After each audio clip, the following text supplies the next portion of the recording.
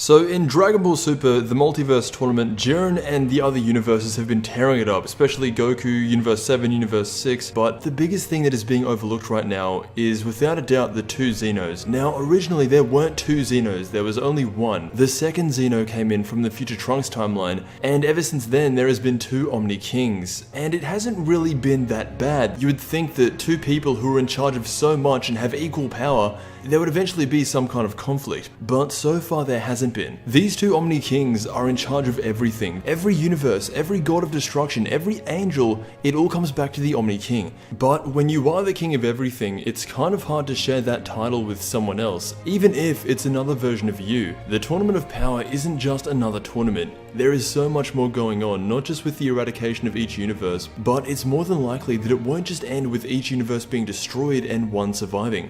Just like the last tournament, there was a twist, and it was the introduction of the first Omni King. Now that there's two Omni Kings, they're supposed to be the same, but they aren't. For the plot moving forward of Dragon Ball Super, it makes sense to introduce a second Omni King.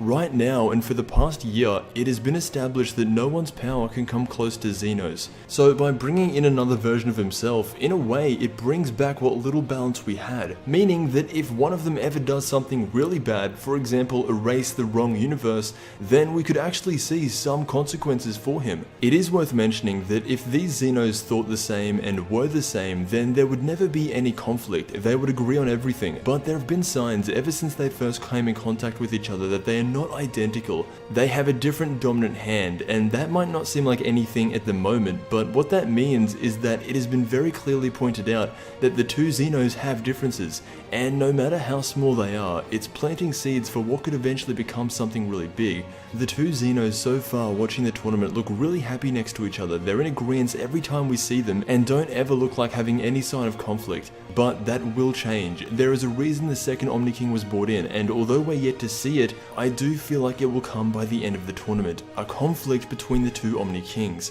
The opening to Dragon Ball Super shows a red Xeno and a blue Xeno, both on opposite sides to each other. Now, never look too much into an opening, but red and blue, they're not opposites on the color spectrum, but there is major symbolism for good and evil with those colors, and right now, that's what I'm thinking with the two Xenos. Anyway, let me know what you think. What is the real reason for having two Xenos? I want to thank you so much for watching, and I will see you in the next Dragon Ball video.